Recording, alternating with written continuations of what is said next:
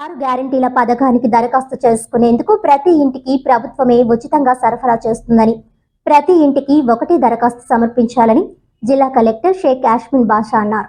మంగళవారం రోజున జగిత్యాల గ్రామీణ మండలంలోని హస్నాబాద్, మేడిపల్లి మండలంలోని వల్లంపల్లి, కోరట్ల పట్టణ పరిధిలోని ప్రైవేట్ ఫంక్షన్ హాల్లో, కోరట్ల మండలంలోని ఐలాపూర్ గ్రామాలలో పల్లె ప్రగతి కార్యక్రమాలలో భాగంగా లబ్ధిదారుల నుండి దరఖాస్తు ఫారంను స్వీకరిస్తున్న పద్ధతిని కలెక్టర్ పరిశీలించారు. ఈ సందర్భంగా కలెక్టర్ మాట్లాడుతూ, నూతన ప్రభుత్వం ఏర్పడిన తదుపరి డిసెంబర్ 9న మహిళలకు ఉచిత బస్సు సౌకర్యం, రాజీవ్ ఆరోగ్యశ్రీ క్రింద వైద్య ఖర్చులకు 10 లక్షల వరకు పెంచడం జరిగిందని తెలిపారు. మిగతా 5 గ్యారంటీలకు గత నెల 28 నుండి ఈ నెల 6 వరకు గ్రామాలు, పట్టణాల్లోని అర్హులైన ప్రజల నుండి దరఖాస్తులు స్వీకరించడం జరుగుతుందని తెలిపారు.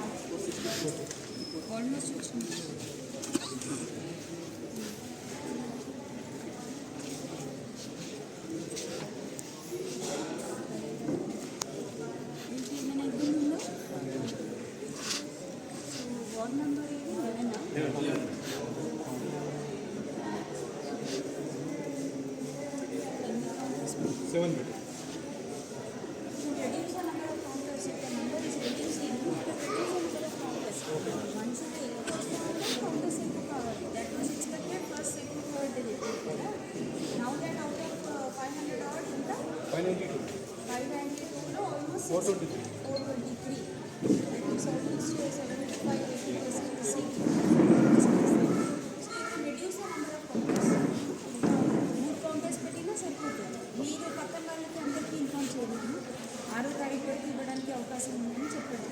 రామ్టామ్ చేయించండి, బండి తెప్పిస్తున్నా. అది మేము కూడా ఇప్పుడు 6వ తారీఖు వరకు ఉంటాయి.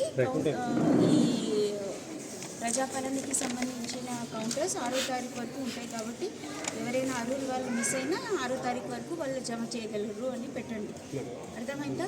So first 3 days there was a rush కదా, ఇప్పుడు రష్ లేదు కాబట్టి now you can reduce the number of counters. You can not put 7 counters, you can only put 4 counters. Utilize the other staff for other purpose. Okay. Government of Telangana ఆదేశాల మేరకు జగిత్యాల జిల్లాలో ప్రజాపాలన కార్యక్రమం December నెల 28వ తారీఖు నుంచి జనవరి 6 వరకు కొనసాగించడం జరుగుతుంది. 3 రోజులు అంటే 28, 29, 30లో 131 గ్రామ పంచాయతీలు, అదేవిధంగా 5 మున్సిపాలిటీస్కి సంబంధించి 134 వార్డులని కవర్ చేసుకోవడం జరిగింది. మున్సిపాలిటీలో పాపులేషన్ ఎక్కువ ఉంటుంది కాబట్టి డే 1 నుంచి అంటే 28వ తారీఖు నుంచే మనము వార్డ్ వారీగా కౌంటర్స్ ఫామ్ చేయడం జరిగింది. ఈ కార్యక్రమాన్ని సాఫీగా అమలు చేయడానికి ఆల్మోస్ట్ 190 టీమ్స్ ఫామ్ చేయడం జరిగింది. దానికోసం కాన్స్టిట్యున్సీ లెవెల్ స్పెషల్ ఆఫీసర్స్, అదేవిధంగా మండల్ స్థాయి స్పెషల్ ఆఫీసర్స్ అండ్ వార్డు వారీగా కూడా ఆఫీసర్ అపాయింట్ చేస్తూ వాళ్ళ కింద కౌంటర్లో కూర్చోడానికి అధికారులను నియమించడం జరిగింది. సో చాలా సాఫీగా ఈ రోజు వరకు మనం చూసుకుంటే మన జిల్లాలో టోటల్ అర్బన్ పాపులేషన్ మనం చూసుకుంటే హౌస్ హోల్డ్ చూసుకుంటే 75,000 హౌస్ హోల్డ్స్ సుమారుగా ఉన్నాయి. అదేవిధంగా 2,10,000 హౌస్ హోల్డ్స్ రూరల్ ఏరియాస్లో ఉన్నాయి. టోటల్ 2,85,000 పై చిలుకు మనకి హౌస్ హోల్డ్స్ ఉన్నాయి. వాటి అన్నిటినీ కూడా 28వ తారీఖు వరకు నుంచి 6వ తారీఖు వరకు కవర్ చేయడం జరుగుతుంది.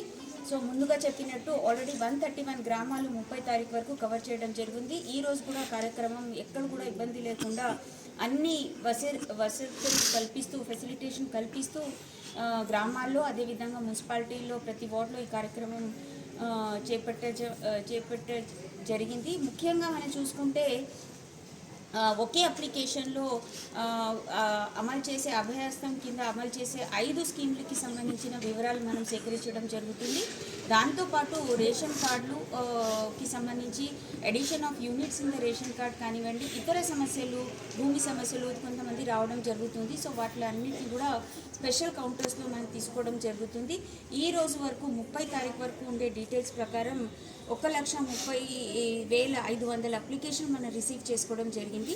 సో రానున్న సమయంలో గవర్నమెంట్ ఆదేశాల మేరకు వాటిపైన ఎంక్వైరీ, అదేవిధంగా ఎవరైతే ముఖ్య ఉద్దేశం ఏంటంటే ఒక ప్రజల వద్దకే పాలన వెళ్ళేటట్టు, అదేవిధంగా జవాబుదారీతనంతో అకౌంటబుల్, అదేవిధంగా ట్రాన్స్పరెంట్ వేలో ప్రజల ఇంటికే వెళ్ళి మనం ఈ దరఖాస్తు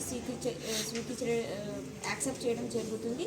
ముఖ్యంగా అంటే ప్రజలకి ఎక్కడ ఇబ్బంది కాకుండా అన్ని ఫెసిలిటేషన్, అదేవిధంగా విస్తృతంగా దీనిపైన అవగాహన కల్పించడం, హౌస్ హోల్డ్ వారీగా, అదేవిధంగా రేషన్ కార్డ్ వారీగా మనకి బేస్గా ఈ అప్లికేషన్లు అన్నీ కూడా రిసీవ్ చేసుకోవడం జరుగుతుంది. ఇప్పుడు వరకు ఎక్కడ కూడా ప్రాబ్లం లేకుండా ముఖ్యంగా కావాల్సిన అప్లికేషన్లు కూడా ప్రతి హౌస్ హోల్డ్కి అందించడం జరుగుతుంది. మా ఒకటే విజ్ఞప్తి ఏంటంటే హౌస్ హోల్డ్కి ఒక అప్లికేషన్ అనేది వాళ్ళు జమ చేయాలనేది కోరుతున్నాం. ఎందుకంటే చాలామంది మళ్ళీ ఒకరోజు వచ్చి మళ్ళీ రెండో రోజు మళ్ళీ కూడా అప్లికేషన్ చేయడం జరుగుతుంది. దయచేసి అలా చేయొద్దు. ఒక్కసారి మీరు అప్లికేషన్ సమర్పించినాక మీకు అక్నాలెడ్జ్మెంట్ ఇవ్వడం జరుగుతుంది కాబట్టి తప్పనిసరిగా రికార్డులో అది రాసుకోవడం జరుగుతుంది. రానున్న సమయంలో దానిపైన ప్రభుత్వ ఆదేశాల మేరకు చర్యలు కూడా తీసుకోవడం జరుగుతుంది. అదేవిధంగా కొన్ని చోట్ల ఆధార్ కోసం చాలామంది ఆధార్ సెంటర్స్కి వెళ్ళడం జరుగుతుంది. దయచేసి ఎలా మీ ఆధార్ ఉందో ఆధార్ నంబర్ ఒక రెఫరెన్స్గా మనం తీసుకోవడం జరుగుతుంది కాబట్టి, అదేవిధంగా చాలామంది కేవైసీ కోసం గ్యాస్కి సంబంధించిన ఏదైతే స్కీమ్ ఉందో దాని గురించి చాలామంది కేవైసీ కోసం వాళ్ళ డీలర్స్ దగ్గర వెళ్ళడం జరుగుతుంది. అది ఇప్పుడు అవసరం లేదు. దయచేసి only application along with your Aadhaar, అదేవిధంగా మీ రేషన్ కార్డ్ జెరాక్స్తో జతపరిచి మాకు ఇచ్చేస్తే ఈ ఫామ్ ప్రాసెసింగ్ అనేది చేయడం జరుగుతుంది.